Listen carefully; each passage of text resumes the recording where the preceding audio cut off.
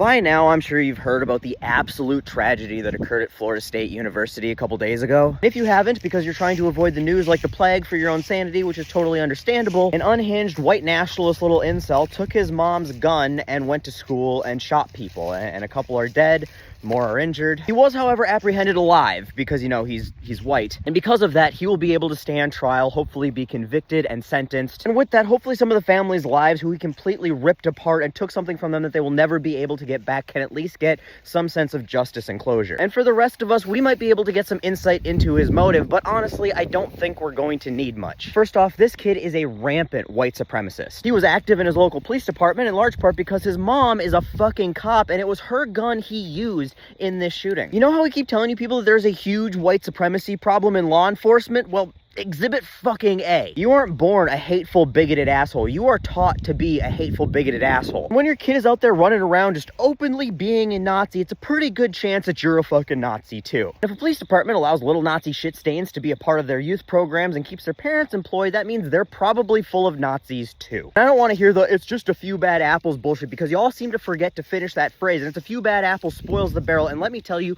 the barrel is fucking rancid and has been for decades. This is objective fact. Cops have been full of Nazis, you know, since the fucking beginning. Police were developed to be slave catchers. That's their job, and in reality, that's what they still do. But even in just recent history, here's an article from 2016 where it says FBI was warned about white supremacists in law enforcement 10 years ago. Still an issue in 2020, still an issue in 2022, still an issue today. Now you might be asking yourself, well, off your wagon, how do you know the kid was a white supremacist in the first place? Well, because he got kicked out of college political clubs for being too much of a Nazi. And he joined the club when I was at TCC.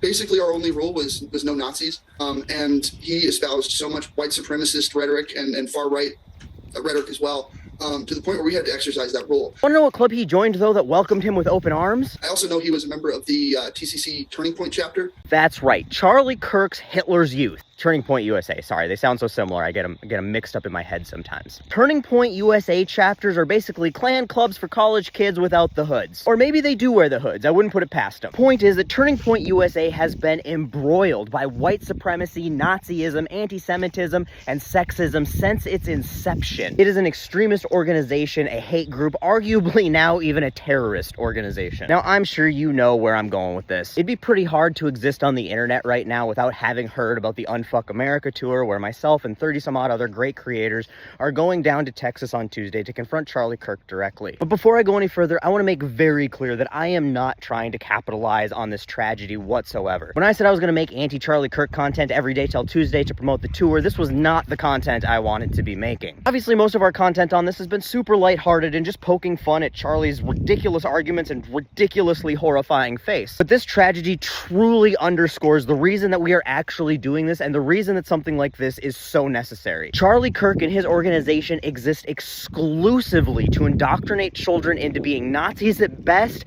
and murderers at worst. And they are very good at it, and sadly, we have seen the worst. As much as we are all joking around about how much fun it's going to be to go put Charlie in his place, that's not the reason we're doing this. Most of us are not professional trolls or debate bros. We would not normally be donating our time to travel halfway across the country to just get some gotcha content for a man-child whose adult teeth haven't even come in yet. We could do that from home. We are doing this because Charlie Kirk puts hundreds of millions of dollars into his indoctrination machine to poison the minds of America's youth. And its effectiveness is deadly. He's been doing it for years. He's been infiltrating the same college campuses he claims are a scam and delivering his deadly propaganda directly to college students with absolutely no organized resistance or counter messaging. And that needs to change immediately before Charlie's allowed to groom more children into being mass murderers. So please, if you can, share and interact with all of the videos you see on this topic and support us if you can. Most of your favorite creators who are attending have a way to donate at the top of their page. Just, start clicking around. Charlie Kirk's Turning Point USA does like $100 million in annual revenue.